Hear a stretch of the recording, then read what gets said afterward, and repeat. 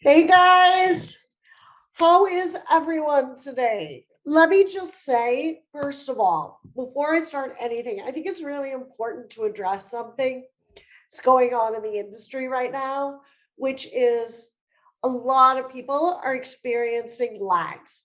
A lot of people are providing feedback that it is very slow right now, no matter what sector of sex work you work in.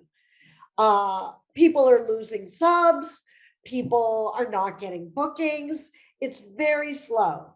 So I really encourage all of you, as best you can, to keep a positive attitude, stay proactive, keep learning. These are the periods that really will define your success over the long term, is how well you adapt, how well you inform and empower yourself. Keep learning, keep trying new tactics, step up your social game, start building a website if you don't have one. These are all things you can do so you don't feel powerless when the rest of the world is dictating. Like, things are kind of shit right now. And it's coming up on the holidays. So just know you are not alone. It is not that you're doing something wrong in any way. Okay, welcome. I am Carly David, and I am the founder and CEO of PS Group. And this is Juicing Your SEO, which is search engine optimization, and it is specifically for sex workers. Okay, today we're going to be covering what actually is SEO, how does it work? What are the fundamental principles to keep in mind as you're embarking on this journey? And then we dive into, there are technically more. There are emerging types of SEO, there are niche types of SEO. But for right now, we're going to dive into the top four kinds, which is on page, off page, and technical. They're not necessarily important in that order. It's a very holistic process. So then we're going to get into local SEO. We're going to dive into Black Hat, which is what not to do. Like, just don't, never ever do it. And then what are the benefits of blogging? What are the benefits of a more advanced strategy, the multiple domain strategy? And then what is the process if you decide you want to embark on this journey by outsourcing and getting, a expert support? So quickly about us, most of you know who we are. I see a lot of friendly faces in the crowd today, but we're a creative marketing agency. We are, for the vast majority, all sex workers ourselves, whether current or retired, and we're growing. And we work exclusively with adult companies, whether that is individual sex worker-led companies, brands, but we're all adult. These are our services, which you're welcome to check out on wearepsgroup.com. I'm not going to bore you with this, but let's just hop into it. So, what is SEO? Now, this is from Search Engine Land. SEO stands for Search Engine Optimization. So it's the process of improving your site to increase its visibility when people search for things on a search engine. For the purposes of this webinar, we're only going to address things that are relevant to Google.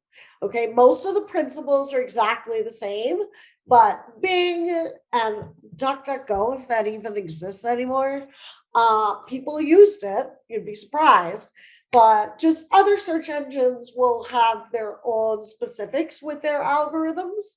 But for the purposes of this webinar, because Google is obviously the most monopoly of search engines, we're going to focus on Google specifics. So getting back to the definition, the more visibility your pages have in search results, the more traffic you're going to get to your website. You're going to get brand awareness, attract prospective and existing customers to your business's website. And how does this actually work? So when people, I don't know if you can see up here on the right where it says, what is SEO? When you're searching for something, you put in what is called a query. Okay, so a lot of times it's a question, and it will be, there are typos, there are all sorts of things that come into play here. But when you question, when you put in something that you are looking for, a team of Google's like robots, spiders, I always think of those creepy spider machines in Minority Report. You've ever seen that, where literally when you press enter, they go scampering out into the World Wide Web, and they have this checklist of like hundreds, thousands of criteria points. We're not going to get into all of them today. We're just going to get into the main ones. But they start looking for websites that perfectly match with what that query is looking for. It wants to give an answer. It wants to give the best possible matchup. So the more criteria points you're hitting on their little checklist, the more likely you are to rank on a search engine result page. So it's called a SERP. These things right here, these are like, there are all sorts of Google featured snippets. They're called rich results. They're the featured panels, all those like special results that come up. And those, as adult accounts, we are not eligible for. That is the only censorship that Google, as far as I know, does. Otherwise, it is a fair game. You can go out there and try to target all sorts of things, all sorts of queries you want to rank for, and then Google can't really censor you, as far as I know, again. So, some quick stats, though, that are important to keep in mind. Why it's so important to really aggressively or proactively try to improve your visibility with Google and work on your SEO. 90% of clicks, of all clicks, when someone searches for something, 90% of clicks come from the first page. We know that. But 67% of all clicks come from the top 5 results. 42 are the first result that comes up, and then it drops dramatically to 12 clicks for the second. So you really want your end goal to be that first page. As you get to that first page, you want to move up, and then it's the goal of staying there, which is a whole ordeal. We will get into the strategies for that. Okay, so here's an old SEO joke. The best place to hide a dead body is page 2 of Google search results.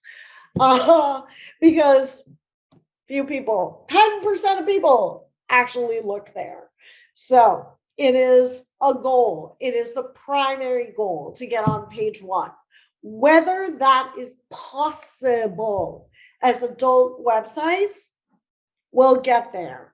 Okay, so then we've got SEO Fundamental Principles. Okay, so now that we know what is actually happening behind the scenes on a technical standpoint, we can get into how do you actually build your website, construct it, and optimize it for search engine friendliness. Okay, so Google has what they call the EAT acronym. Okay, which I love how it relates to adult accounts, but we'll leave that. So, expertise. How relevant is your content? How relevant is your website and the content that's on it to that query that the person is looking for? When we say person, we mean user.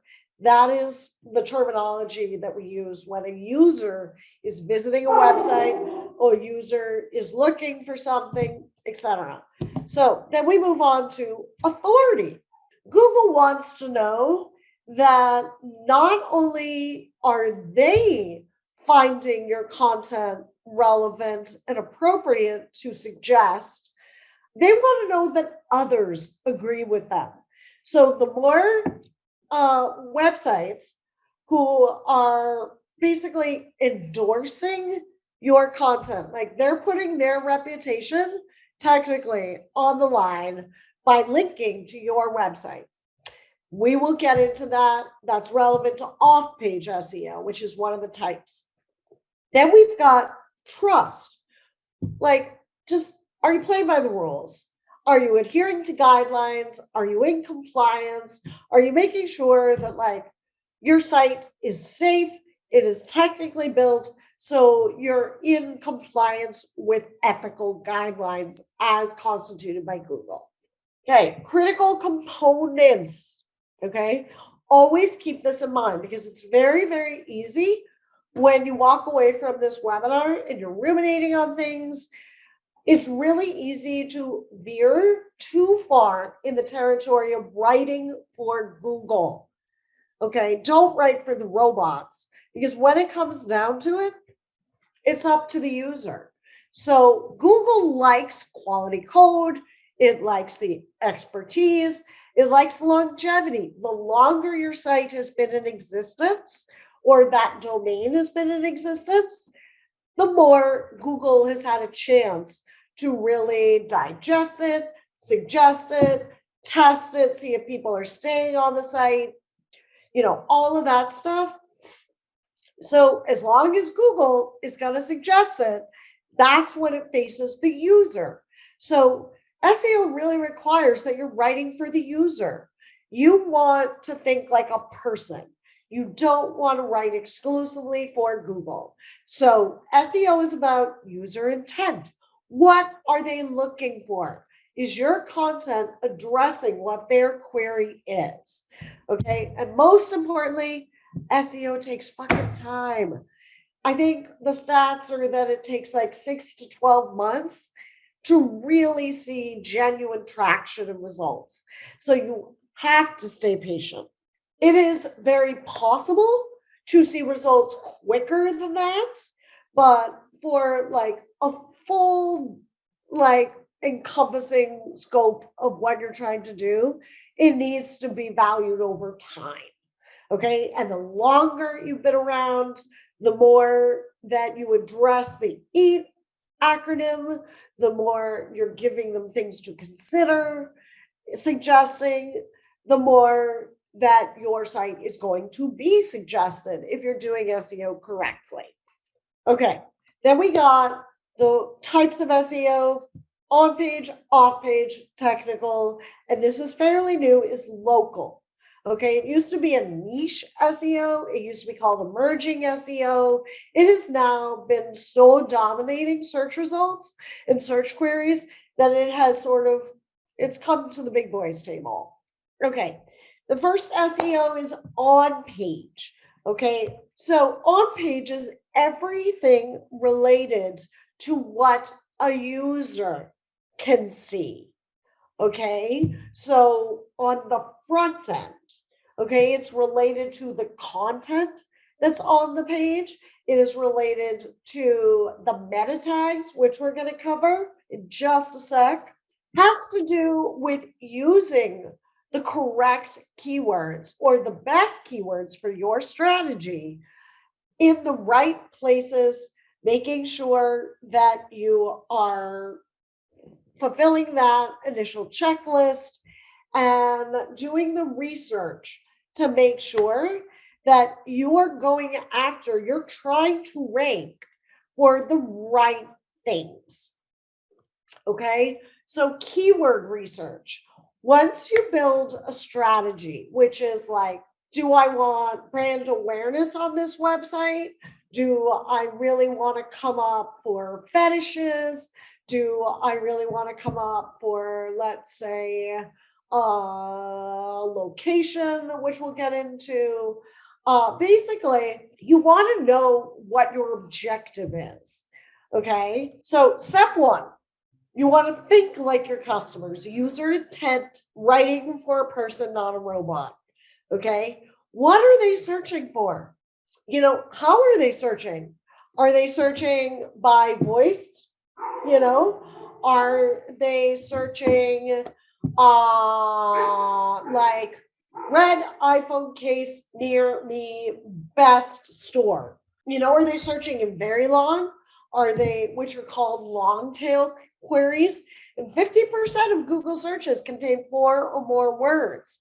So don't feel like you have to just go fly me to you. It could be, what are the fly me to you options in X place? Okay. So you want to avoid industry jargon for the most part, because, for example, we do try to get very into brands. So, and there are sort of a lot of euphemisms or marketing words we'll use. However, clients typically don't search for elite travel muse, globe-trotting companion. They just look for an escort.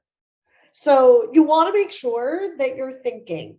You can ask them, okay? But you also want to have the data, okay? These are research tools, okay? And I will include these in an email when we send out the recording, okay? There are a whole bunch of really top tier premium ones that are very expensive. They have a lot of free trials. So definitely make use of those free trials as best you can. Just be sure to cancel them before they charge you, because these guys get really pricey. Like SEMrush, for instance, which is what we use, can be upwards of like $300 a month. Okay, it is excellent. It is a game changer. It is worth it if you want to work with other people, maybe share an account. But our SEMrush rep loves us. They are completely open to adult accounts. So just know you're not going to get cut off SEMrush. I doubt you would for Moz. I doubt you would for Ahrefs. Ubersuggest is also good. We'll include links for all of these so you can research. There are free tools, okay, which is Google Search Console, which is all your data. You obviously want as much data as you can. So if you set up Google Analytics, which is a little tricky, maybe we'll do a blog post about it because it is a little obnoxious to set up. And also Google is changing from the user-friendly interface and version to the really confusing one that everyone was like, screw that, I'm just sticking with the old one. And now next July, they're enforcing using the new one. So there are different ways to research it. You want to look for keyword opportunities. You want to see how many searches a certain query is getting per month, and then weigh that against how difficult is it to actually currently rank for that keyword? How many people are going for it? How many websites out there in the World Wide Web with your little robot dudes, how many websites are they finding that really address that query? Okay, so you want to spy on competitors, for lack of a better word. Don't use it as a gauge. Like if someone is ranking really well for something, maybe tweak that keyword, because GFE Chicago is a totally different query. It is a totally different keyword than Chicago GFE. Okay, that's an important takeaway point, is the order matters. You would die if you saw some of the typos that are documented, like London kinky skirt. It gets a lot of searches. It gets a lot of searches. It's a little weird trying to optimize for it, but yeah. Okay, so what are meta tags? Meta tags plus some other shit is title tag, okay, a meta description, alt image tags, and a URL slug, which is not really a meta tag. It's kind of a extra, but a URL slug is whatever that wearepsgroup.com /X, Y, and Z. X, Y, and Z that you can usually indicate. You can usually specify what you want for that. It can be the name of the page, or if it's like a blog post or something, you put the keyword in that URL. That is the slug, the backslash, blah, blah, blah. Okay. Now, what is a title tag? We're going to dive into each one of these meta tags a little closer. So the definition is, what is SEO? Search engine optimization, right here. That is the title tag. It is like the name of the site you can have included, or you could just have the keyword right in there. Okay, so now, very, very, very important. You want to decide your keywords for every single page or blog post, okay? And it has to be different. Otherwise, it's called keyword cannibalization. Google's robot dudes are going to look at the 2 pages on your website that are duplicated, okay? And they're going to be like, oh, well, because they're both going after that keyword, neither one of those pages are probably expert, authoritative, trustworthy. And so you'll cancel yourself out, basically. So you want a unique keyword for every single page. Okay, again, it can be NYC boob porn queen. Okay, or it could be New York City boob porn queen. Okay, so whatever you decide, stick to it for that page. Get it in the title tag. Okay, so obviously, what is SEO is probably the keyword for this page that we're looking at right now. So it's got to be relevant to the content that's actually on the page. Okay, you want to be brief, you want to be descriptive, you want to entice. Okay, you don't want to put tons of keywords in there. This is again where you're writing and you're creating and optimizing your search engine friendliness for the user. So if you've got like gobbledygook or like Spanglish gibberish, just because it's just keywords, that doesn't look good to the end user. So you want it to be all those things, plus you got to get it under 60 characters. I would go even a little shorter than that. That is because otherwise you're going to get that ... and it gets cut off. So this is basically your guide to what you want for a title tag. Okay, they are tricky.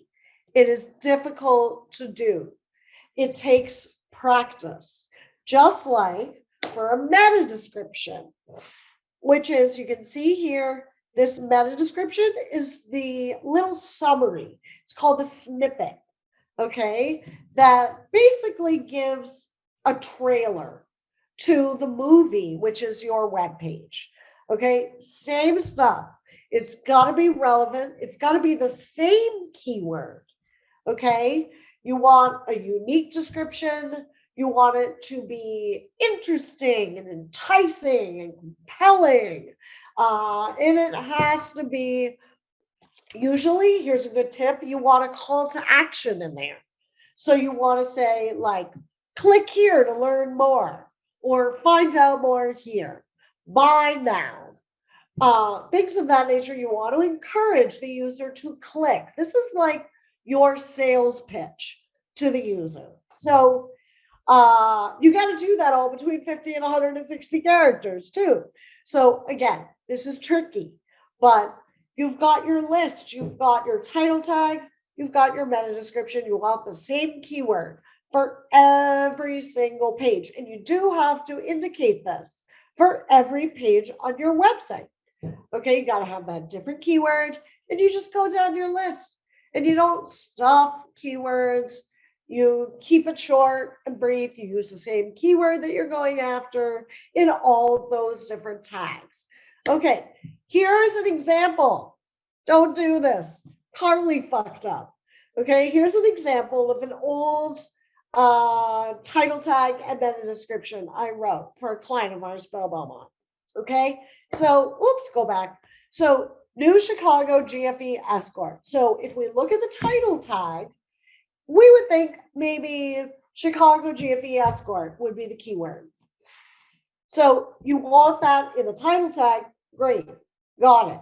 And then in the meta description, I have a different keyword, okay? And I don't use the primary keyword. I just say independent Chicago escort. So obviously, Google isn't going to like that as much, okay? Because it's not targeting the same keyword. So don't do what I did. Try to keep it the same. We have since changed it, by the way. So finally, alt image tags. Okay. Google Spider guys, they're essentially blind. Okay. Think of them as like needing reading. They're impaired with terms of seeing. Okay. So you basically have to describe in the back end of your website, you need to say, this is what the picture is, okay? Because it reads like text or the code. So it picks up the copy, the text on your website, but they don't understand what a picture is. So you have to describe it. When you describe it, you've got your keyword. You don't want to stop. You want to describe it accurately. And you want to include for the first picture on the page, you usually want to include that keyword that you have designated, which shows up in your title tag, shows up in your meta description. Okay, so here's a bonus tip. Name your photo files with the keywords before uploading to your site. Is it a huge thing? No, but it can boost you slightly because Google reads the back end, the code, and they say, oh, big tits porn star, fabulous. That we're gonna keep that in mind. Okay, so on page, couple more tips. Internal links. Okay, internal links are when you link from the content or a word or button or something on one page to another page on your own website. Okay, so basically by doing that, you're telling Google, you know what? Can you please make a note? I am linking a lot to my contact page, or I'm linking a lot to my photos or something. That tells Google, it pings Google, and it's like, oh, okay, those are more important pages. Please prioritize them. And Google gets an idea of the structure and the hierarchy of your website. So the more you link to your contact page, the more likely Google it is to suggest it in general. So you can see over here from our old website, we linked the about page.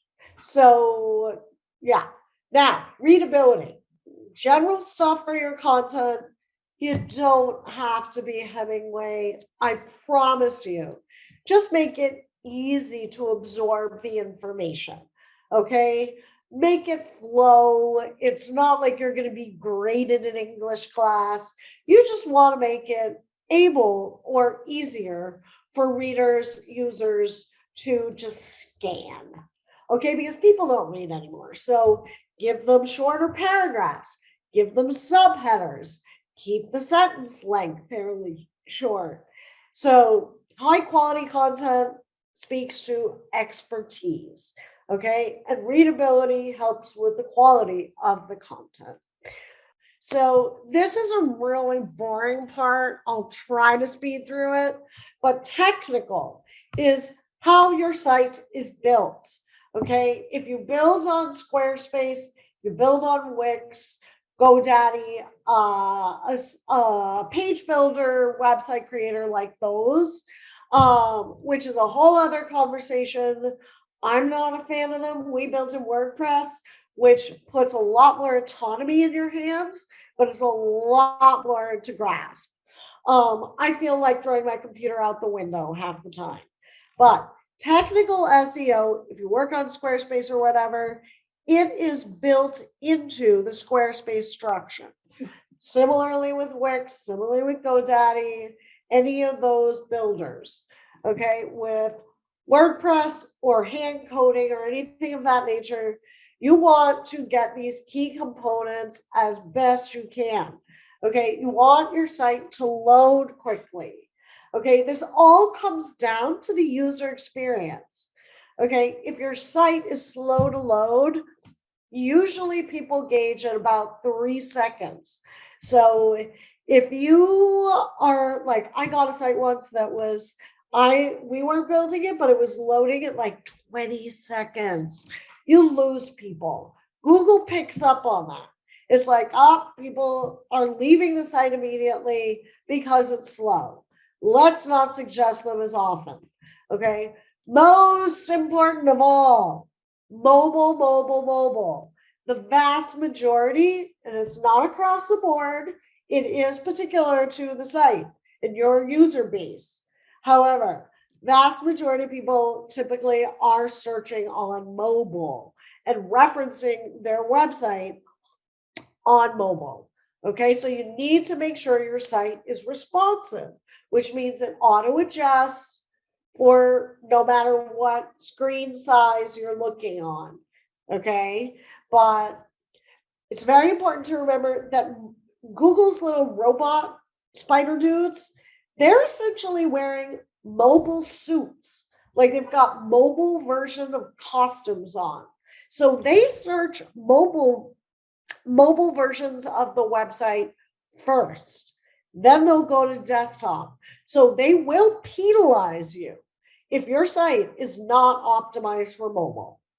Okay, you want the site to make sense in terms of architecture. You don't want like a page over there, a page over there, like it's difficult to get to there. Like it needs to be intuitive. Okay, has to be designed in a way that it's not like a huge mess in the back end.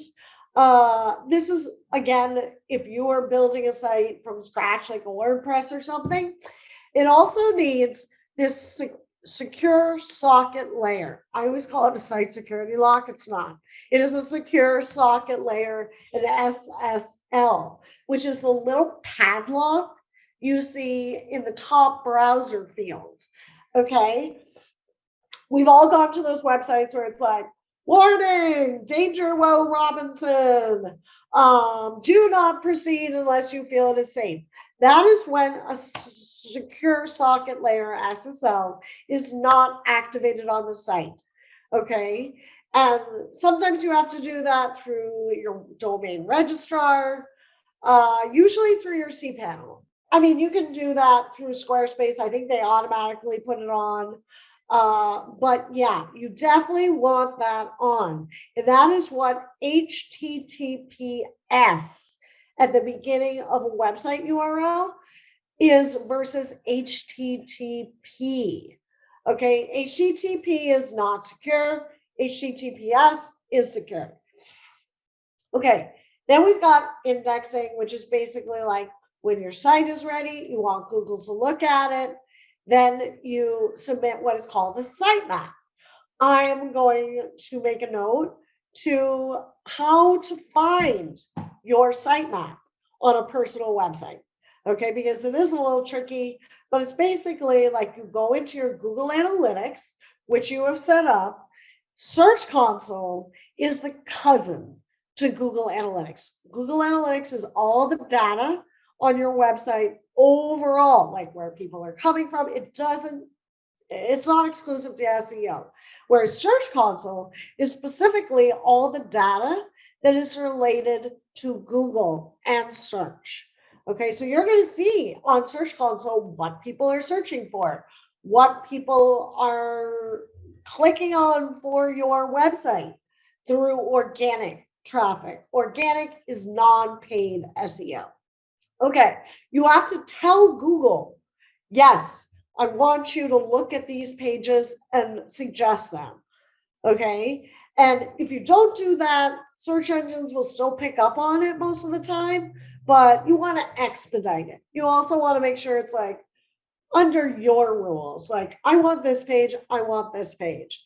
Okay. And you tell Google, these are my priorities. So you always want to resubmit. You have to resubmit this sitemap every time you make major changes to your website. Okay. Now, I don't even know if I'm going to go into this because it's so technical and boring, but it became a huge thing a couple of years ago when Google released this new algorithm update, that it is really prioritizing the user experience. So with the page experience, how fast does it load on the site? How fast does it react to the user doing something, either scrolling, clicking, whatever? How fast does it respond? And then how stable is it with the visuals? Okay, now the metrics are the largest contentful paint. So that is how long it takes for the biggest piece of your website on that page, the biggest piece of content, to show up on the screen. So it is possible, we've all seen it, where you've got a website that is loaded, but not everything is fully loaded yet. Okay, so that's the largest contentful paint. You guys can totally ignore all of this after I finish it now. Okay, then we've got the first input delay. Okay, how long does it take to react to that first interaction? And then the cumulative layout shift, which is when you've got like shit that's loading in different time frames. Like if you go to a blog and it has all these ads and everything, you click, you're like, I want to go there. But then an ad pops up over it because it wasn't loading correctly or it wasn't loading consistently enough. And so somehow you ended up clicking on the ad. That's the cumulative layout shift. Google doesn't like that, and it just ruins the user experience. So it takes all of that technical shit into account. If you want to check your page speed, how well your site is working, do a little audit of your site on the technical side. GT Metrics, I believe it's gtmetrics.com. Okay, there are all sorts of others. I'll put this all into a blog post or something. Okay, then finally, we've got off page, which is what happens outside your site. Okay, what is going on with other websites assessing whether they think you are authoritative, expert, trustworthy. So basically, every single time a website or some sort of digital something clicks on or links to your website, these are external links. They're called backlinks.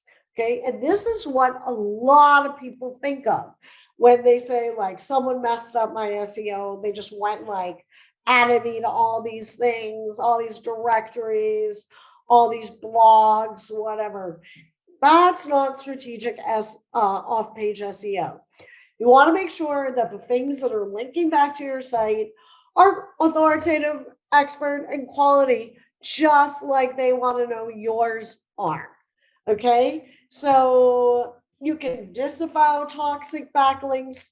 That gets a little complicated, but backlinks come from any digital anything that happens outside your website.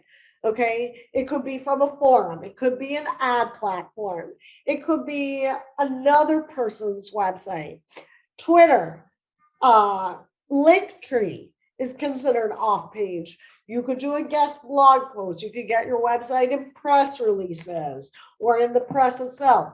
Even email marketing. If you have an email that has a link to your website, that's considered a backlink if people click through it. So basically, off page is other websites endorsing yours by putting their name and their reputation on the line by linking to your website.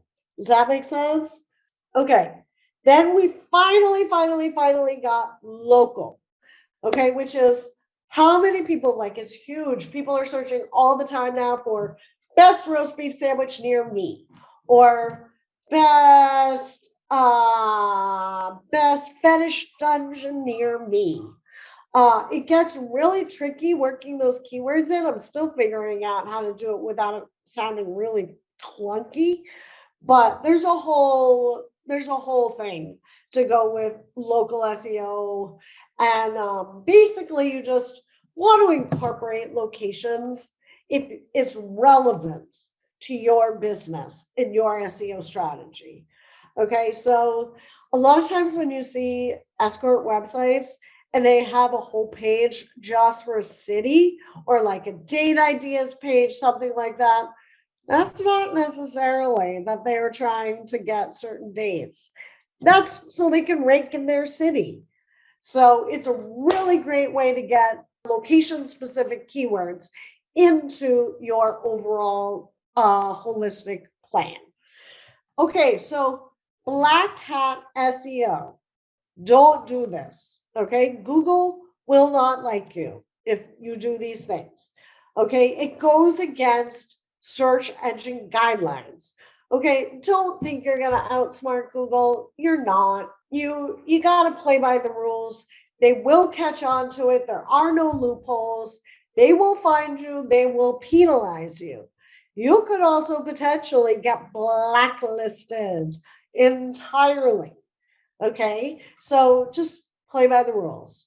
Okay, just do it well, but play by the rules. Okay, so there is cloaking, which is when you show different pages to Google than you do to a user. Okay, that's technical manipulation. It's tricky, but it is possible. Google doesn't like it. Okay, schemes, which is buying links or going to a blog and in the comments spamming them with a link to your website just to get that backlink. Okay, that's not the site endorsing you, that's you trying to force yourself on that site. Okay, so Google doesn't like that. It does not like ad heavy content, which is intrusive, bad for the user experience. It doesn't like keyword stuffing, and it doesn't like hiding, which is when you make things either really difficult to read or like in a transparent font on your website. And so Google will see it, but users won't see it. Okay, you need to play nice. Just be good. Google will like you if you're good. Okay, so don't hide keywords thinking you're going to get one over on them. Those robot boys know what they're doing. So just be in compliance. Okay, keyword stuffing. Here's an example of keyword stuffing. You don't want irrelevant keywords in there just to manipulate the search engine. Okay, you don't want multiple variations of the keyword that adds a bad experience for the user. You definitely don't want to have like that text at the bottom, which is a lot of people do this without realizing it, but you don't want to have those like keywords all in your footer. That doesn't help. It's not going to do anything. It's just going to look weird to the user. Okay. You don't want to stuff keywords in any of your meta tags, and you don't want to stuff keywords in the footer. You just don't want to stuff keywords, okay? Because it ruins the user experience. It becomes less quality of content. So you don't want an example like Chicago BBW escort offers kinky escort experiences in Chicago. But if you want a kinky BBW, like just make it nice. Make it nice. Yeah. Okay. So benefits of blogging. Everyone talks about blogging. Okay. They're like, to do SEO really well, you have to blog. I beg to differ. Okay. It is helpful. It is a good strategy. It is not the only strategy. It just enables you to get content more frequently, and it enables you to target more keywords. So the more content you have on your website that is quality and valuable and relevant and fresh, because Google will look at stale content and be like, oh, that's been up there forever. It's not current. It's not relevant because we don't consider outdated information quality. So it is good to keep your website very up to date. Okay. And also with blogging, it's really easy to get those question keywords in there. You still have to optimize your posts with meta tags. Okay, so you got to do that for every one of your posts. Consider each post like a new page. It's just a lot easier to get more niche, more specific. Be like, I really want to go after femdom foot fetish. Okay, it's a lot easier to target that than on a generic, static main parent page. Okay, so is it necessary though in order to rank? No, it is not. It is much better to not blog than to blog infrequently and randomly. Okay, unless you're committed to maintaining that blog, I'm not saying you need to do it every day. Like, do it maybe once a month, but more importantly is consistency. If you don't want to commit to that once a month, once every other month, a regular schedule for blogging, it looks weird for the user experience. So I recommend making sure that your main content is optimized and you're working on that and refining and tweaking and learning from the data and making changes and updating and adding new content as you can. Then doing a blog that is sporadic. Okay, so multiple domain strategy. This is a more advanced strategy that is under debate. Okay, our SEO analyst actually disagrees with me on this. That is okay. Okay, there are areas that are not absolute. There are strategies that work for some, there are strategies that don't work for some. Okay, it is totally fine. Now, you can get multiple domains. This is up for debate again, so it comes with a disclaimer warning. But if you have multiple domains going to the same pointing to the same website, the same domain, you can pick up a little bit of boost with those other keyword rich domains, or domains that have different spellings.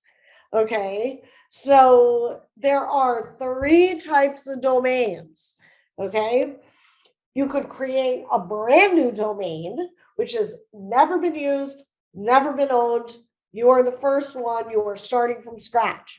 You could buy an existing domain. Usually that happens through a broker. And then, so someone owns it and it has existing SEO on it. Okay, it has backlinks that are going to it. It has an existing domain authority, which is like a little report card score that Google gives your website or your domain. And then you could buy an expired domain, like someone owns it once, but they don't own it anymore. It is up for grabs, but it does have that history from when it was owned before. Okay, now very important, if you're going to pursue this, you need to check its portfolio. Okay, you need to check the full scope of what's going on with respect to that domain's existing SEO, because you will inherit it. So if someone did really great SEO, great reason to buy a new domain for that is expired or existing if that domain has great SEO. If it doesn't, you inherit it. So that domain does not care who the owner is. It's got its own little portfolio. So regardless of who owns it, you got it. So you always want to make sure to check. If you want to see more about this strategy, this is a link. Neil Patel, let me copy link address. We're going to put it in the chat. There we go. So finally, we come to the end with outsourcing your SEO, because I'm sure a lot of you are like, are you kidding me? Like, screw this, like so much. Okay.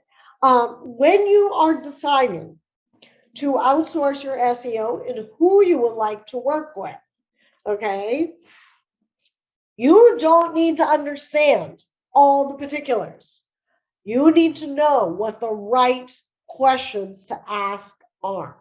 Okay, you don't need to be an expert, but you do need to be able to pick up on red flags. Okay, so a quality consultant will not make promises.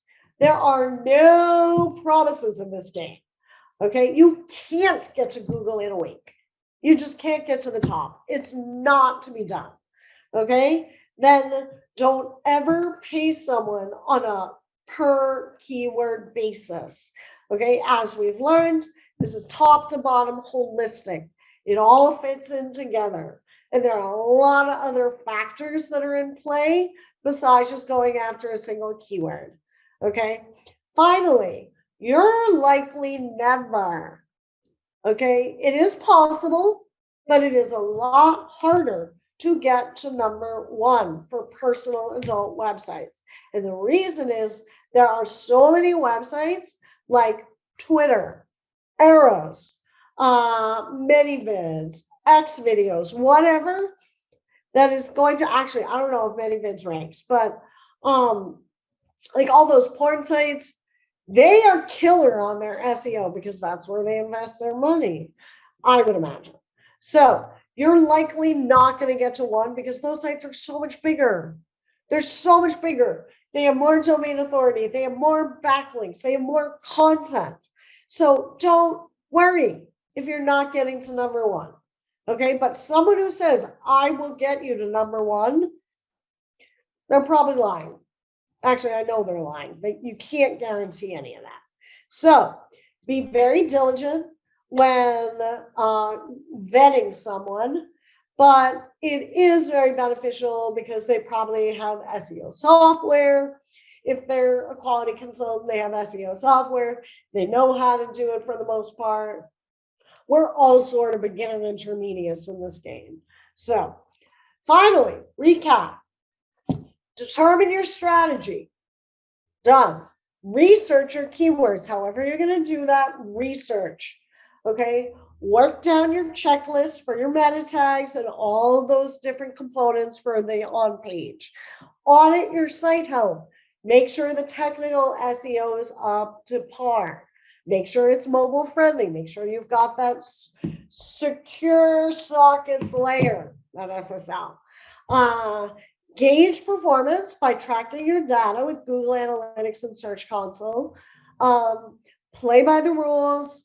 Build a portfolio out of good backlinks. Refine, tweak, test, learn. Practice your patience because it's going to take a while.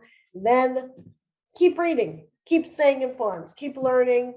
Follow SEO accounts. And you should be able to get a really good ranking. Okay, no promises, but if you're doing all this correctly, you're going to be in good shape and you've got a lot of positive future to that domain. Okay, guys, we got it. We got through it. So thank you so much, everyone, for attending. I'm Carly David, PS Group. This was Juicing Your SEO. And sneak peek, we have some really exciting webinars coming up. We're actually bringing in some outside the industry speakers very soon. So we will let you know as soon as possible when this is posted. And thank you all. Go forth and optimize. Bye, guys.